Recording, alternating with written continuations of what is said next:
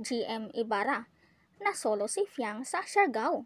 Sobrang kinilig ang fans nang ibinahagi nang nagkasama sina Fiang at GM sa Siargao. Habang naglalakad ang dalawa ay nakahawak si Fiang sa mga braso ni GM. Napakabisig ng mga braso niya at ang ganda din ng hugis ng katawan ni Fiang. Habang sila ay naglalakad, nakuha pang nagduet sa TikTok at pagkatapos ay nagtinginan sa isa't isa. Si GM naman ay nakakakilig ang labis na kasiyahang kasama si Fiang.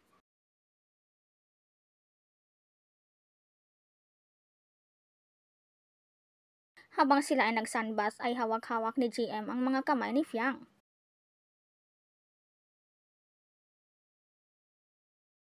Kanya ding ipinakita ang kanyang litrato nang siya ay bata pa lang.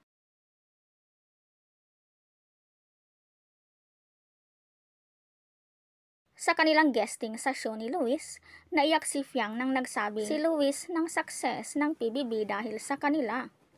Makikita ding nag-flying kiss pa si GM. Ikaw, anong masasabi mo dito?